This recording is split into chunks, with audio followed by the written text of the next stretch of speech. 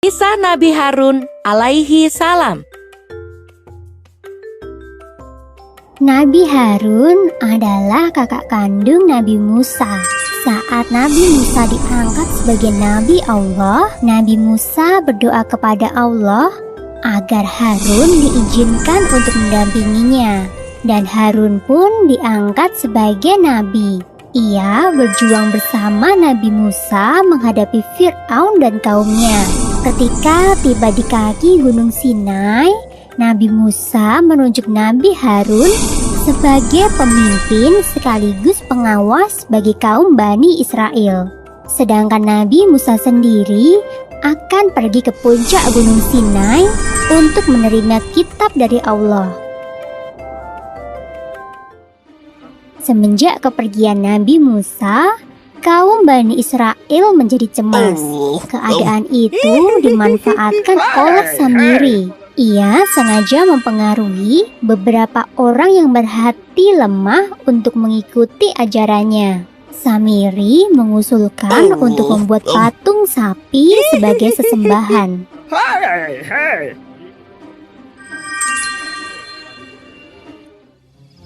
Di kemudian hari, Samiri membuat patung-patung berhala. Ia melebur beberapa emas dan mencetaknya menjadi patung sapi. Kepandaian Samiri dalam membuat patung menjadikan patung sapi buatannya seolah-olah bisa bersuara. Setelah patung sapi itu selesai dibuat, Samiri membawanya ke perkemahan. Ia telah membuat beberapa trik agar patung sapi itu bisa bersuara. Dan benar saja, saat angin berhembus menerpa patung itu, suara lemuhan sapi benar-benar terdengar sehingga membuat semuanya terkejut. Sebagian besar kaum Bani Israel beralih menyembah patung sapi buatan Samiri. Mengetahui perilaku kaumnya yang menyimpang, Nabi Harun dengan keras mengingatkan bahwa tiada Tuhan yang patut disembah kecuali Allah. Namun, kaum Bani Israel tidak lagi mematuhi Nabi Harun. Kaum Bani Israel tidak lagi percaya pada Nabi Harun maupun Nabi Musa. Apalagi, Nabi Musa telah pergi lebih lama daripada janjinya.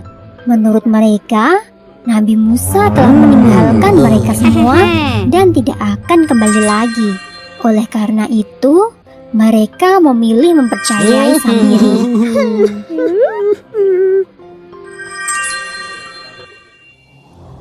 Betapa luar biasa marahnya Nabi Musa saat mengetahui bahwa kaumnya telah berpaling pada kesesatan. Padahal ia hanya pergi selama 40 hari saja. Kemudian Nabi Musa bertanya kepada Nabi Harun tentang apa yang terjadi.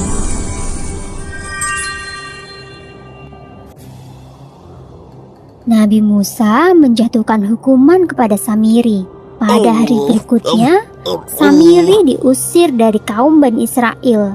Nabi Musa dan Nabi Harun kembali menyerukan agar kaum Bani Israel segera bertaubat kepada Allah. Patung sapi buatan Samiri akhirnya dibakar. Patung itu dibakar dengan api yang sangat besar hingga hangus dan menjadi abu.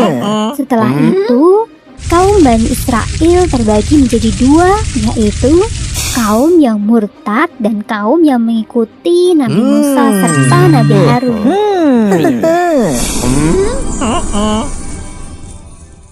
Sumber dalam Al-Quran Surat Toha ayat 25 hingga 34 yang berbunyi, berkata Musa, "Ya Tuhanku, lapangkanlah untukku dadaku, dan mudahkanlah untukku urusanku, dan lepaskanlah kekakuan dari lidahku, supaya mereka mengerti perkataanku, dan jadikanlah untukku seorang pembantu dari keluargaku, yaitu Harun saudaraku."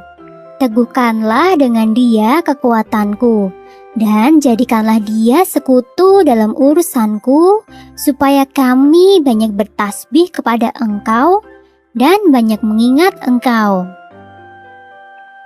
Yuk dukung kami dengan menekan tombol subscribe.